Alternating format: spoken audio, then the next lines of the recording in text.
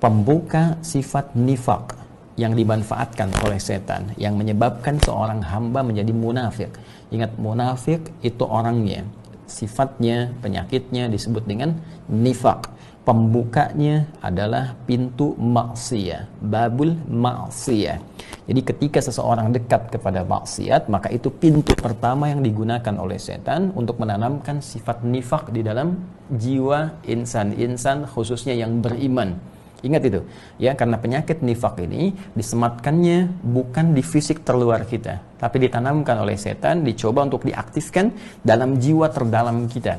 Ya, di kolbu, sasarannya nafas, lebih dalam lagi fujurnya, nafsunya.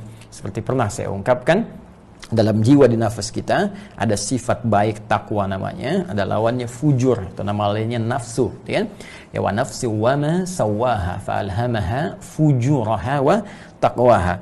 Nah, fujur atau nafsu ini yang dibintakan oleh setan kepada Allah untuk memohon, minta agar diberikan kewenangan mengelola dan mengarahkan nafsu ini sehingga sesuai dengan apa yang diinginkan oleh setan. Ya, baik. Maka dia meminta dan diabadikan permintaan ini di Quran surah keempat An-Nisa di ayat ke-118, ya. La'anahullah, ya, setan dilaknat oleh Allah Subhanahu wa taala, wa qala la attakhidanna min ibadika nasiban mafruḍa. Dia berkata, aku akan mengambil bagian, ya, berikan kesempatan padaku untuk mengambil bagian tertentu dari jiwa manusia untuk diberikan waswas, digoda. Apa yang dia kemudian tegaskan? Wala udhillannahum wala umanniyannahum, ya.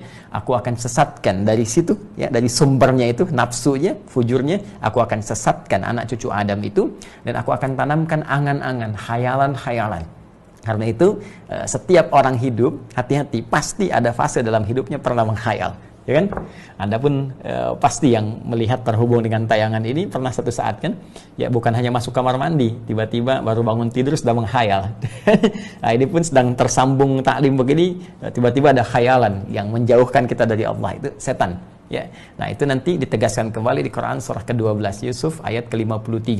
Wa ma ubarri'u nafsi innan nafsa la'ammaratun bisu illa ma rahima rabbi. Kan? Aku tidak bisa menjadikan diriku suci, kata Nabi Yusuf alaihissalam. Jangan menilai manusia itu sebagai pribadi yang suci karena ada nafsu yang dimanfaatkan oleh setan. Innan nafsa la'ammaratun bisu. Sungguh nafsu itu akan selalu, ya, dimanage oleh setan untuk mengarahkan pada keburukan. Tapi dengan kasih Allah, setan tidak dibiarkan berperan begitu saja. Ya, dia hanya diberikan wewenang mengajak, tidak memaksa. Ingat, dia tidak punya kekuatan. Setan tidak punya kekuatan untuk memaksa, hanya menggoda. Makanya kita berkata, ya Allah, aku mohon perlindungan dari godaan setan, bukan paksaan setan. Ingat. Ya, karena itu sebetulnya setan tidak punya kuasa akan kita. Karena itu sangat aneh kalau ada orang tunduk pada setan. Itu aneh, ajaib. Ya, setan itu bisa kita kendalikan, bisa kita tepikan. Ya, apa syaratnya? Illa ma rahima rabbi. Sepanjang kita dekat dengan Allah Subhanahu wa taala sehingga rahmat Allah diturunkan pada kita. Nah, untuk menguatkan rahmat Allah ini kita memerlukan jiwa takwa sebagai lawan dari fujur tadi. Fa alhamaha fujuraha wa taqwaha. Takwa ini yang harus dibangkitkan, sinyalnya dikuatkan. Qad aflaha man zakkaha. Kalau ini benar bisa disucikan, takwanya naik, bagus naik, itu tunduk sendiri. Ya, setan tidak punya kuasa, nggak punya kuasa bagi orang-orang yang beriman, yang imannya benar, real, sejati, ya, dekat dengan Allah Subhanahu wa taala.